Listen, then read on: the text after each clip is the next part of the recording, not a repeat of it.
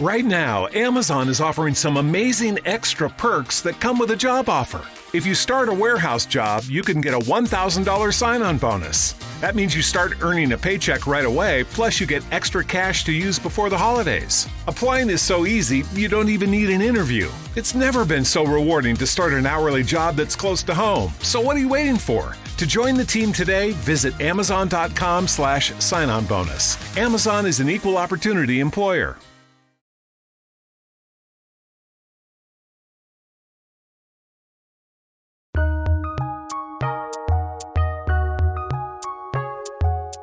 Welcome to the Fantasy NBA Today podcast.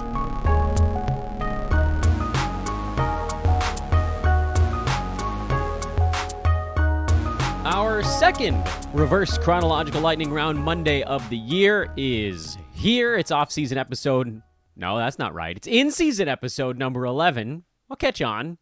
You guys just got to stick with me a little bit. Last day of October. Happy Halloween, everybody. You realize things as you begin to talk about them. Blame it on the kids. Can't think more than about 8 seconds ahead, whatever I'm doing here. But luckily, we've got plenty of fantasy basketball to talk about, and we'll dive right into that here in a matter of moments. First, welcome to the show. It's Fantasy NBA Today, a sports ethos presentation. I'm your host, Dan Bespris. Hope you guys have done what I've suggested so far, and join us all on social media at Dan Bespris on Twitter, at EthosFantasyBK is our news feed. That might be the most important thing you do. Get all your fantasy news rapid fire as it's breaking, and it comes with analysis. Our news feed has analysis. It's not just what happened, it's what you can do with it as well. And again, there's just too many things that happen in between each podcast for you to not be piped in kind of on both sides of this equation. But enough about that. We got to get today's show going. Running a little bit late because our younger one is quite sick, and so we're just kind of carving out time as parents to get whatever we can done when we can, and that's why today's podcast is a little bit later. I don't know, actually, when the episodes are going to be releasing this week, and thank you for bearing with me on that front as well. Thank you to those that dropped a 5-star review on the podcast. I know I was going through some of those ones last week and was like, oh my God, we had this advertisement on there. Brutal. But a few of you dropped in reviews and pushed the other one down the board a little bit. I do apologize again. I'm so sorry, ClipFan88. I did not know that ad was there, and I feel absolutely gross about it. But thank you to everybody else that dropped in some 5-star reviews. You guys have pushed the other ones down the board. And hopefully, I went in and I checked the box to get rid of political ads on the show, so we'll see if that worked. Man, I cannot believe that happened. But anyway, let's start with Sunday. We go backwards through the weekend. That's how reverse chronological lightning round goes. We try to move quickly because we're going through all 30 teams in, my hope is 30 minutes. 30 teams in 30 minutes. We're about 2.5 minutes into the show right now, so, hit your stopwatch and make sure to pause the stopwatch when I do a promo in the middle of the thing. But then you can obviously, turn it back on again after the promo. Clippers beat, or rather lost to the Pelicans, I should say, at home. Clippers have been kind of a mess so far this year. I think this Kawhi thing, they knew it was going to be a problem at the beginning of the year, but it's been bigger. And then Paul George having the flu and just not at all being himself has, by the way, turned Paul George into one of the easiest buy low candidates on the face of the earth. And I know what you're thinking. Who do I throw out there? Because PG's at 99 right now, but nobody thinks he's going to be a 90 range fantasy basketball player this year. He just hasn't been able to throw a stone in the ocean. I think you should look at guys ranked between 25 and 40 that have a boatload of name recognition and are unlikely to go much higher. Pascal Siakam is a really interesting name in there. He's probably not going to go much higher. He's at 40 right now. He might get as high as about 30. DeMar DeRozan's at 31. I don't think he goes a ton higher than that this year, unless the assists come back up a whole bunch. Drew Holiday's at 29. He's going to be awesome this season, but 3.2 defensive stats is high even for him. 8 assists is high even for him. He's probably not going much higher than about 28, 29. You're not going to get Paul George for Bojan Bogdanovic. You're not going to get him for John Collins. You're not going to, unfortunately, get him for Desmond Bane. And frankly, you might just want to stick with Bane at that point. You're not going to get him for Wiggins or Rozier. So, I wouldn't toss those guys out there. But among that list that we just gave you, those guys I think could probably get it done. Maybe Jaylen Brown, Bradley Beal throw on there also. I don't think Beal's going any higher than mid-30s this season. I don't think Jaylen Brown's going any higher than mid-30s. I think he's actually probably headed down the board, if anything. So there's 5 or 6 options you could throw out there if you have any of those dudes. As far as the rest of the Clippers go, I think you can roll with Norman Powell as long as Kawhi Leonard is out. He had 18 points, 3 boards, 3 assists, a block, 3 3-pointers, or a lot of threes in his stat line from Sunday. Came off the bench, but that doesn't worry me very much because he basically had the highest usage of anybody not named Paul George on the team. I'm also not picking up Marcus Morris because I don't know that he gets 8 boards or 4 assists the rest of the year. And Ivica Zubac, by the way, 4 points, 6 boards. He did have 2 blocks to kind of semi-salvage this one, but this is the back and forth here. As Marcus Morris gets right, Zubac takes a hit. He's blocking 2.7 shots per game. That's going to come down. He's right around 80 right now. And this is why I keep saying I think Zubac slides back towards 90 to 100. He just, the minutes are not going to be there every single night. As far as the Pelicans go, you can keep streaming Trey Murphy as long as Brandon Ingram is out. I had somebody ask me if I thought Murphy might have a role even at full strength. Well, yeah, he'll have a role, but getting 16 shots a game is something that only comes when one of the highest usage dudes is out. He's just not going to get that many looks, and so it's going to be really hard game to game, night to night, getting whatever it is, 22 to 25 minutes. Can a sort of a small forward type of player hang in there who doesn't do a ton besides score? I mean, a little bit, but not a ton. And my answer is probably not from a fantasy standpoint. Najee Marshall, 17, 6, and 4. He had a big ball game. I'm not adding him either. A lot of that was the Herb Jones situation. He's not back yet. He's getting dropped in a lot of spots. I think you can probably add Herb if he's on your wire. More of a steal specialist, to be sure, but he'll knock Marshall most likely out of the starting lineup. And even if he doesn't, I just don't think that there's enough opportunity there, especially at this level of efficiency. That one took longer than expected. Boston blew out Washington, so you can kind of semi-dump this box score. I will note once again that our guy Big Al, slow again in the boxes. He did have 8 rebounds here, which I thought was a step in the right direction, but only 1 assist. Hockey assists are coming fast and furious for him, but those don't count. And still only 1 block there. The assists, the rebounds, the defensive stats, all that stuff is going to come around. We never wanted Al for scoring, so hold on tight. It's going to be fine. Maybe he doesn't get to the 40 range, but that's not where he was drafted anyway. He was drafted near 90. I think it's almost a guarantee, like a 98% chance he gets into that range or higher, so just hang in there. No other notes on this game. Not close enough for me to care. Warriors lost to Detroit. I feel like this happens often, and I feel like it's Draymond Green's fault. Because he goes home, or, Michigan State. He goes near home. And I don't know. I just feel like the Warriors never look good in Detroit.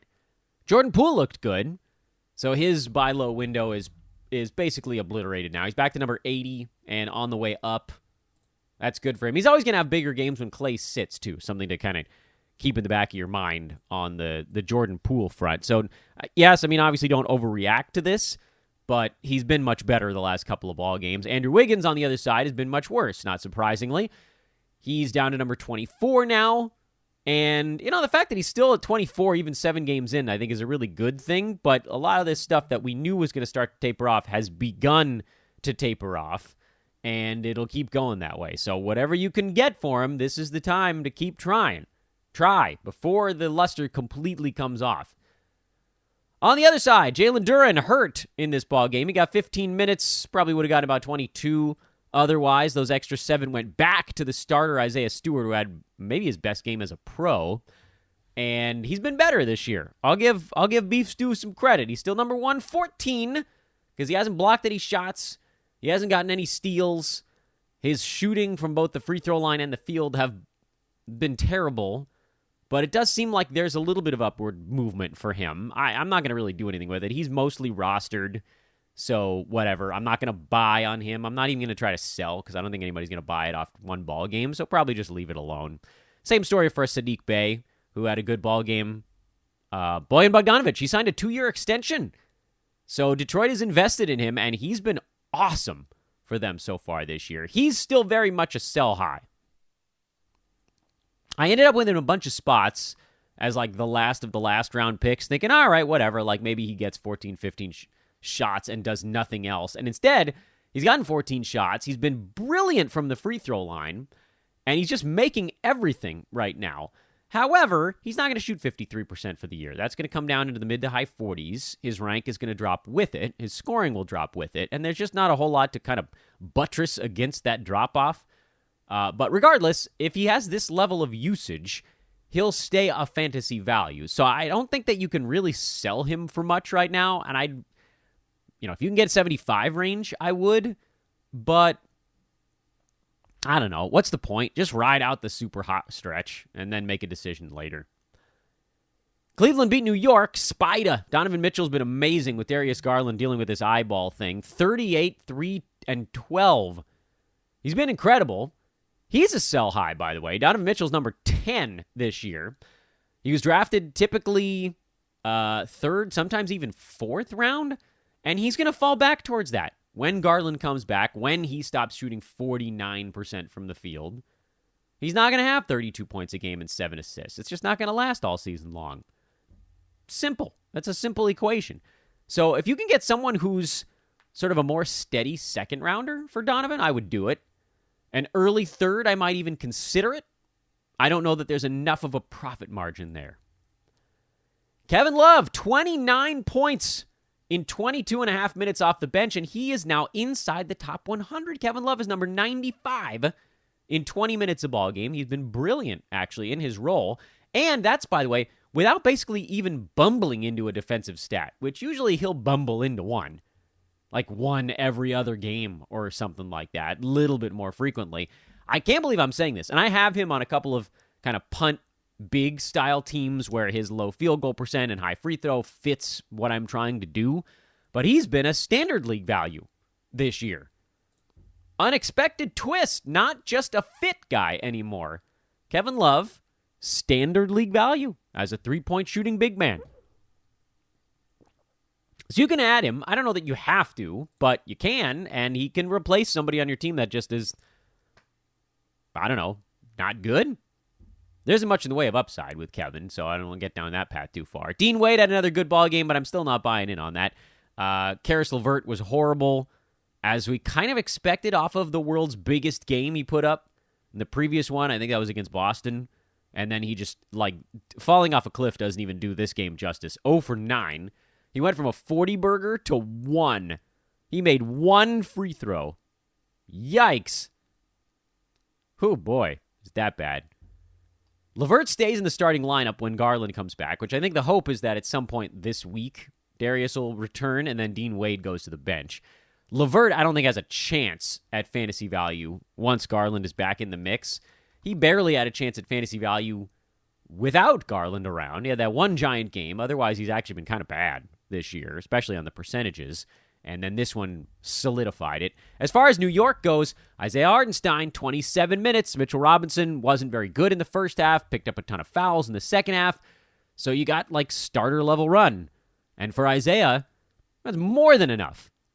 He's number 92 as a backup right now. If anything happens to Mitchell Robinson, Isaiah Hartenstein goes top 60 or better.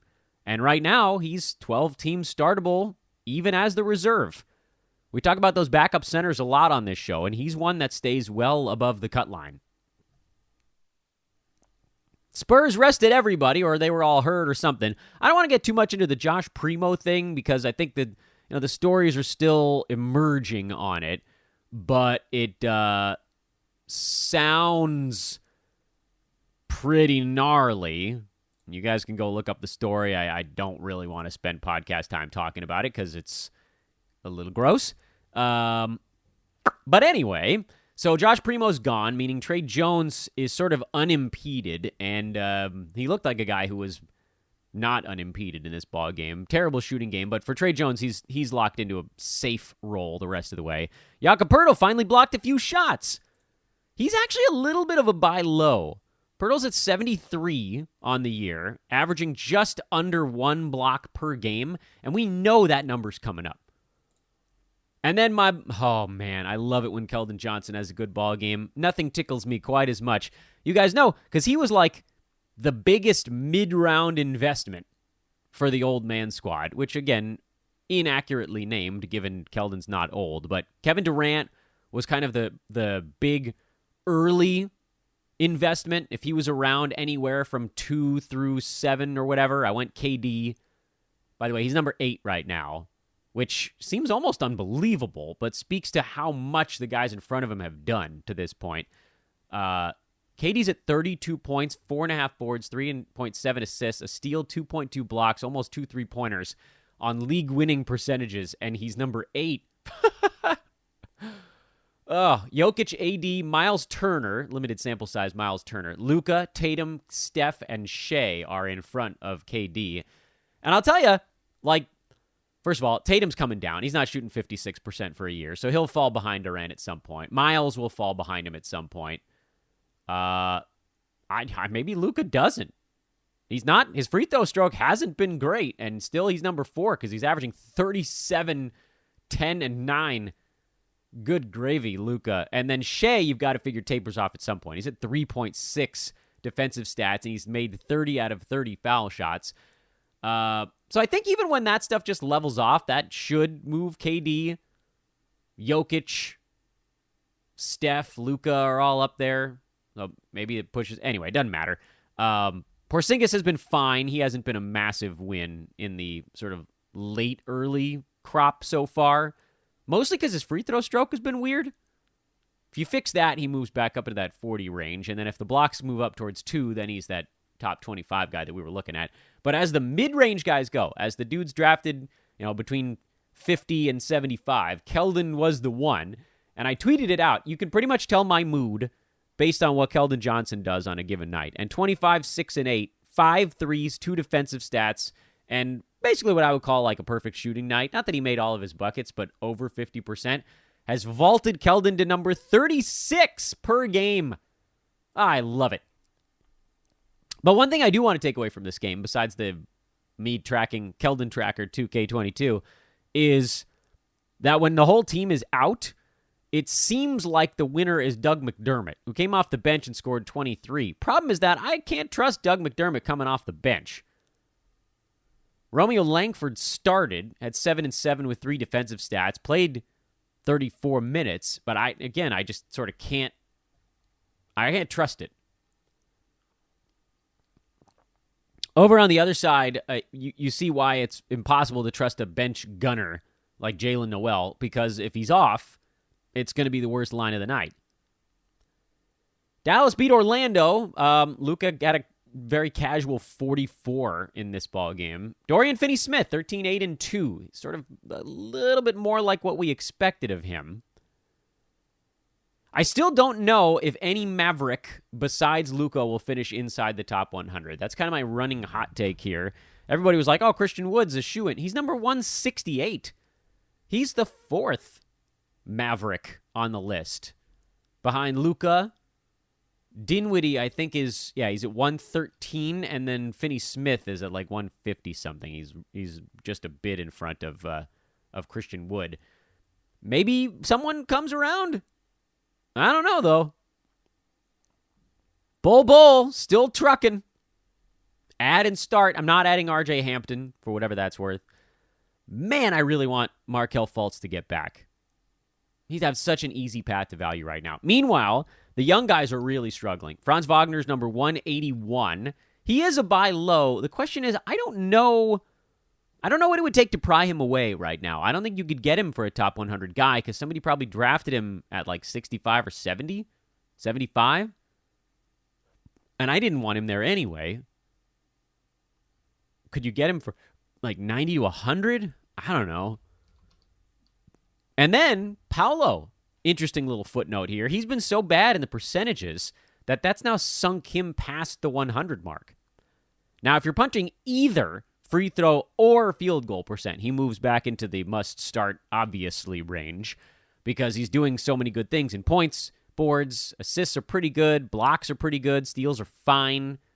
There's a lot of good stuff going on with Paolo, and only 2.6 turnovers, which isn't that nuts, but oof, those percentages. That's some rookie action right there. Hey, side note, other rookie, Jabari Smith Jr., also right next to Paolo at 104 because he's shooting 33%. Anyway, love it if Markelle Fultz could get back. There's just such an opening there right now. Phoenix beat Houston. We were just talking about Jabari Smith. Struggling to shoot. This is what happens with young dudes. They burst onto the scene. Teams make a little adjustment, and now it's up to the young guys to figure out how to conquer that. I think Jabari Smith is a buy low because 33% is low even by rookie standards. That's going to come up. He's not an interior force. He's going to be a low field goal percent power forward, but 33 is a little crazy. So if you can get him for like a 90 range guy, I probably would do it. If you can't, don't worry about it too much. Not going to make or break you. Hey, Cam Johnson, what's up, dude? 19-7, 5 threes, and a steal. And this is why we said do whatever you could to buy low on Cam, because as soon as we saw the minutes come around, everything else was just a matter of time. And now he's inside the top 100. He's number 97, despite what I think we could all argue has been a pretty bad start to the year, other than this ball game. We got our first look at the Suns without DeAndre Ayton here. Bismack Biyombo had 5 blocks in 22 minutes, and that was all right. Jock Landale had 16 and 7 in 23 minutes and was, by all accounts, the better fantasy player. But he had foul issues, and they're going to trade off, really. So I don't know that I would dive too hard into either one of them. Meanwhile, Chris Paul still can't shoot to save his life, but had 15 assists, and that's why I'm not worried about him. CP3 has been about as bad as he could possibly be to this point, and he's still top 50. And he was drafted near 40. So I know we're like, oh, Chris Paul vastly underperforming. I mean, yeah, he's underperforming our target, which is top 25 per game, but 34.5% from the field, he's going to come up into the mid to high 40s, almost definitely. And when he does, everything else just kind of comes with it. Because you're talking about adding, basically another third to all of his scoring stuff. So 9.3 points becomes 14.8 threes, 1.2. Everything else stays roughly the same. Ta-da! Second rounder. Easy peasy. I don't think you could buy low on Chris Paul, though, because, if somebody drafted him, they probably wanted him. They're probably listening to this podcast. Maybe you can. I don't know. If you can get him for a 50-range guy, you absolutely should. Who else is in that neck of the woods? I don't know. Maybe Tyrese Maxey. He's 47. CJ McCollum might get it done. Brandon Ingram, who's been hurt. Michael Porter Jr. might get it done. I'd consider it.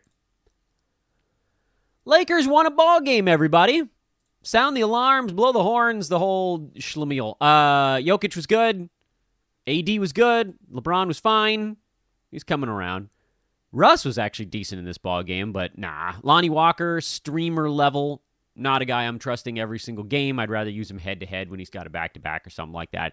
Over on the Denver side, Jamal Murray, closest he's had to a good ball game so far. I think you could probably even classify this as decent. 21, 4, and 5 with 3 threes. No steals, no blocks. Only 1 turnover, though. I mean, this really wasn't bad. Overshadowed a bit by some of his teammates, but really not bad. The one note so look, we talked about Jamal Murray. This is 2 weeks in. I said, check him out at 4 weeks. Okay? 2 more weeks. We'll give a good look at Jamal. KCP seems like he's locked into a must-start, especially on the Roto side, fantasy situation. He's not universally rostered in fantasy leagues because he's boring, but he's ranked in the 80s on Yahoo. He's ranked in the 60s on Basketball Monster. Wherever you're looking, he's been more than good enough. So hopefully you have him somewhere because, he's been good. 11 points, 4 boards, 3 assists, steals, threes. This is a great fit for him, and we kind of knew that when the trade happened. Denver hasn't quite gelled yet. I think some of that is Jamal Murray. Some of that is defensively they haven't been very good, but it's coming around. And this is a nice opportunity to remind you guys to prop up with our buddies over at ThriveFantasy.com and the Thrive Fantasy app. You like prop bets? Of course you do. You love prop bets. Do you find DFS to be somewhat overwhelming, having to build an entire roster every single day? Of course you do, because you're like me. So go to Thrive. They give you 20 prop bets to choose from. Just scroll down the board. You can pick them all if you want, and then go back and pick your 10 favorites. That's it. Pick your 10 favorite props, overs or unders, for particular players on a given card. And if you have great success on the ones that you pick, you win money. You don't have to try to match up salaries. You don't have to go through and make sure all the positions fit in your roster. It's so much easier. And for a limited time, use coupon code ETHOS at sign up when you open your account, and Thrive will match your first deposit up to $250. I did this math on the show last week, folks. If you put in $100, if you put in $100, they'll give you an extra 100 you can play with. Play with it. Go 5 days at $20 a piece, something like that. If you win literally any of those, you're up, because the $100 you were playing with was ghost money. So just win any of them. And let's say you're actually doing kind of well. You win, 4 out of the 5, and you're up. What does that put you up? You win, you lose 1, you win 4, you're up. You're basically like plus 3 in that instance, so you're up like $60. Great. Keep playing with it. Maybe keep growing it. So that 200 became 260. Maybe you win another 3 out of 5. Add another $20. Just keep going on that pace. And our DFS team will give you their favorite prop bets on a podcast every day. Thrive Props. ThriveFantasy.com, promo code ETHOS. Check them out right now. You know you wanna. It's going to be a lot of fun for you. All right, back to the mix. We turn the clock to Saturday. We've knocked out just over half of the NBA to this point, so how's pace going here? Not well, you say? Okay, well, we'll pick it up a little bit. Miami in Sacramento. Kyle Lowry now ranked in the 60s on a per-game basis, so we're good there. Terrific. Jimmy Butler, meh. Caleb Martin is the guy we were looking at as, could he sustain a fantasy value? I still think he does. He's number 112, and he's been kind of bad so far this year. He's been 112, and he hasn't really done anything yet, which makes me think he was like our Dorian Finney-Smith last year. He's going to get these starters minutes most games unless Tyler Hero is going nuclear and Max Strus. They need to spread the floor a little bit. But, there really isn't another choice. And even in this one, Caleb was okay, even in a quiet ball game. So I still think he's going to be a 12-teamer, but he's going to be that fringe, low turnover, do a little bit of everything kind of 12-teamer. And maybe that's not that interesting for you, perhaps on the head-to-head side or whatever. But, numerically, rank-wise, he should get there. Kevin Huerter, probably a similar story on the other side. He's going to shoot a bit more than a guy like Martin. And for Huerter, in every game, he's been healthy, truly healthy this year. He's been good. I don't think that these numbers stick long-term. I think he slides back towards the edge of the top 100 or farther potentially, but he's got some ball handling duties. He's got some ball movement stuff going on. And so, at least for now, he definitely belongs on rosters. As does Harrison Barnes, who got off to an I'm going to do nothing at all kind of start, and he's actually been a little bit better the last 2 ball games. He'd be a guy I would cut quickly if he goes back to pumpkin mode, but right now he does belong on a roster. Hornets beat the Warriors in overtime. We talked Golden State already. Dennis Smith Jr., after one bad stream game, he's back rocking again. He's been top 60 here, filling in for Terry Rozier and LaMelo Ball. Kelly Oubre's been kind of tough. His percentages have been so terrible that he's sort of counterweighted whatever good stuff he's done. He's not a must-start guy if you are trying to win percentages.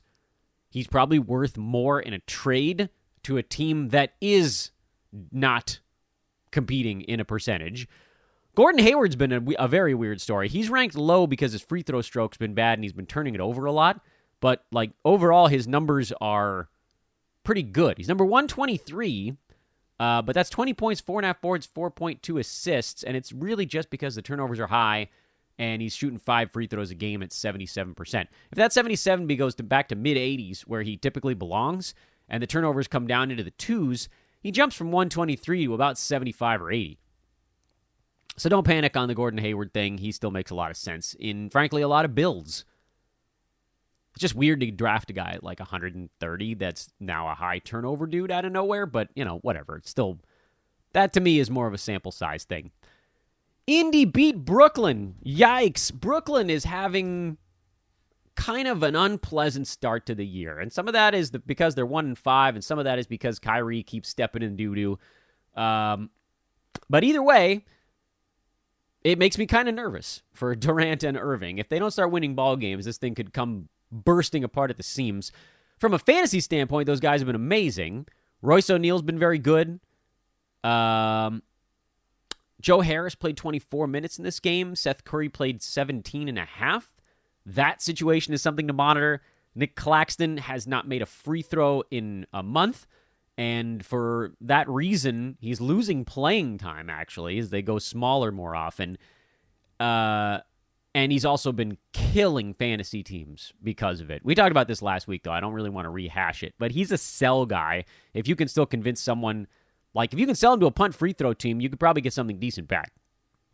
Meanwhile, every time I say meanwhile, I want to do like the Super Friends. Meanwhile, Isaiah Jackson got the start for the resting Miles Turner and was brilliant. And then Miles went on a podcast and said the Lakers should trade for him. So it's just a matter of time at this point. Isaiah Jackson is absolutely a must-hold player. He's way too good to be floating around because this is the upside. He's just inside the top 150 right now, which I realize makes him a tough start night to night. Roto, you start him when Miles is out. But damn, dude, look at that. Anywho, Philly beat Chicago on the road. Joel Embiid, by the way, is questionable for the Sixers game tonight with the flu-like symptoms, non-COVID illness. What we do know is that if anyone for the Sixers sits, DeAnthony Melton is a guy you need to rocket boost into your lineups, and frankly, should just be rostered at this point. Because even with all the up and the down and the back and the forth and the left and the right, DeAnthony Melton's number 77 in 21 minutes a game because he's fixed some of the efficiency stuff from last year, and hopefully that sticks. We'll see. Tobias Harris has been weirdly highly ranked also. He's number 38, and I completely can't figure out why. 2 defensive stats is too high for him. He'll taper off a bit. I mean, he's only scoring 12.7 points per game. He didn't just magically become a guy that gets fantasy value from other stuff. So that's a sell moment. For Chicago, Alex Caruso is very interesting. If Ayo Dosunmu has to miss any more ball games, it sounds like Ayo wants to play. So it may be kind of too late to do anything with this information. But if, for some reason, someone has to sit in the near future on the guard side of the equation, maybe it's Zach LaVine, maybe it's Ayo again, whatever, Caruso then becomes the guy. You're like, okay, well, we got our data point here, and that works. Clint Capella played better for Atlanta, and when that works, then Onyeka Okongwu is not going to have a very good ball game. Frankly, as far as all these backup centers go, I love Okongwu, but to me, he's going to be stuck behind for most of the year. He's been fine. He's top 150. He's like right around Isaiah Jackson. But to compare the two is, in my estimation, kind of apples and oranges. Their stat lines so far this year are pretty similar. But Jackson, you can look at and say, oh, well, the guy in front of him is likely to be gone. Whereas with the Hawks, Capella's not going anywhere unless he gets hurt. He's going to play 26 to 29 minutes a game most nights. That's going to make it tougher. We've also begun to see the drop-off of John Collins. We kind of knew that was coming. He wasn't going to be a first or super early rounder all year.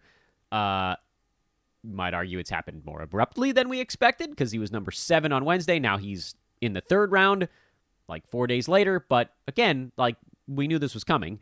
The same way we know, and I hate to say it because you guys know how much I love Brook Lopez, but he's not going to be number 15 in fantasy this year. He's not going to average 3.6 blocks.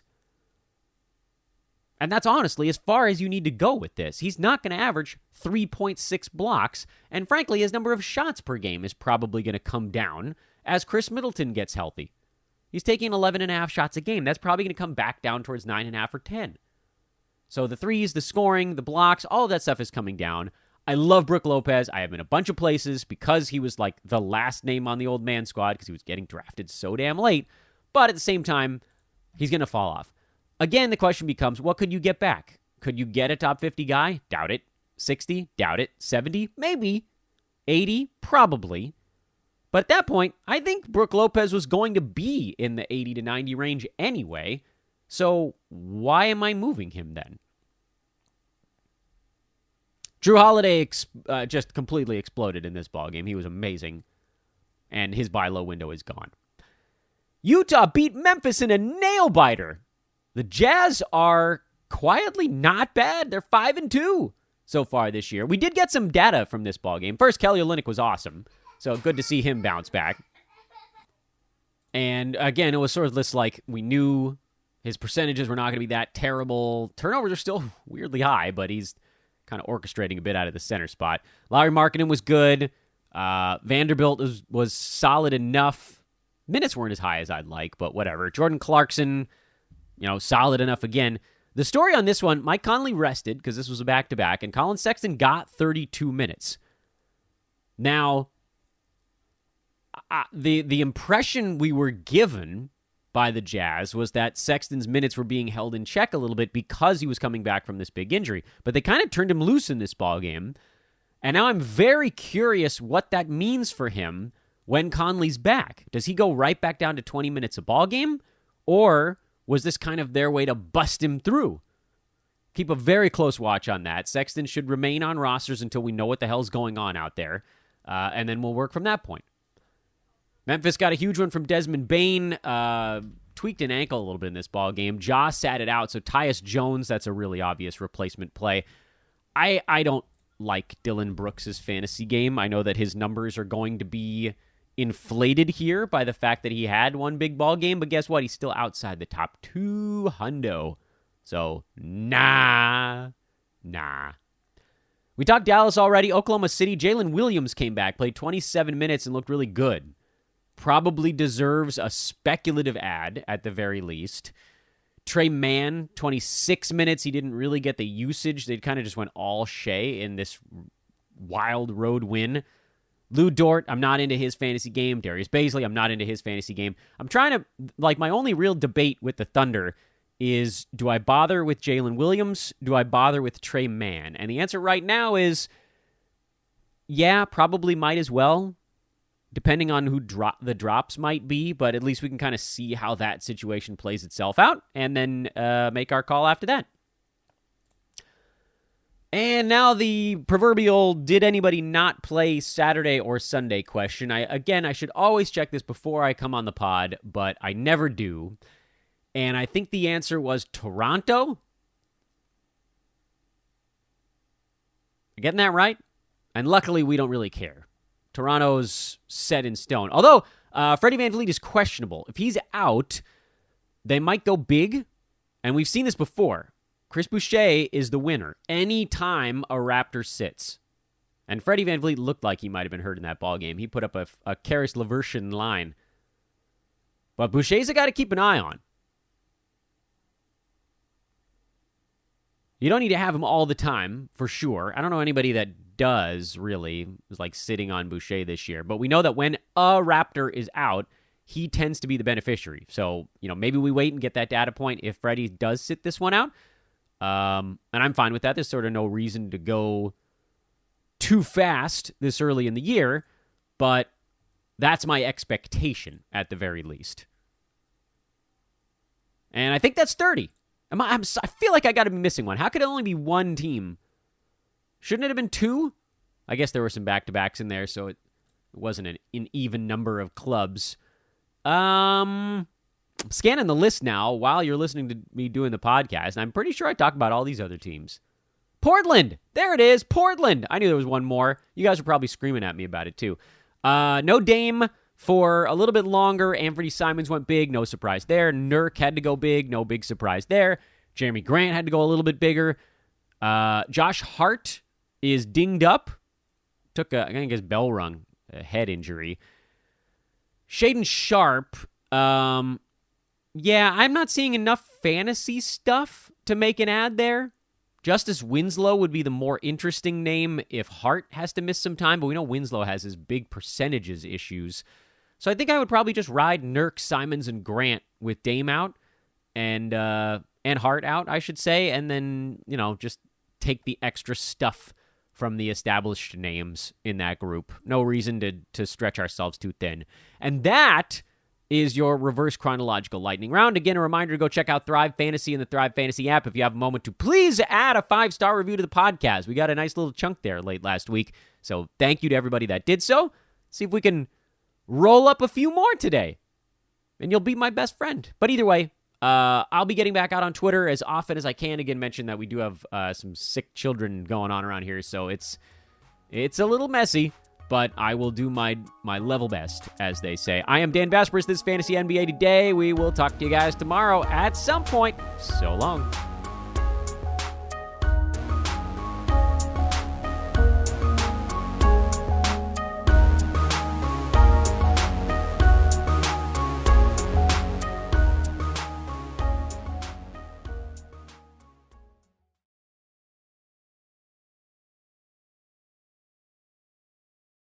Any workout, any mood, anytime. That's what the Peloton Tread is all about. From interval runs that motivate you to go the extra mile, power walks that work up a sweat, rolling hill hikes for you to enjoy, and full body boot camps to hit your goals. Plus thousands of workouts that go beyond the tread. Strength programs, core classes, yoga, Pilates, and even boxing. Everything you need on and off the Peloton Tread. Experience it all for yourself with a 30-day home trial. Learn more at onepeloton.com. O'Reilly. Count on the professional parts people at O'Reilly Auto Parts to recommend the best products for your vehicle and budget. Get maximum cooling system performance for 10 years or 300,000 miles with Peak Long Life Universal Pre-Mixed Antifreeze and Coolant. Now just $3.99 after mail-in rebate. Limits apply. Stop by O'Reilly Auto Parts today or visit O'ReillyAuto.com. O'Reilly Auto Parts.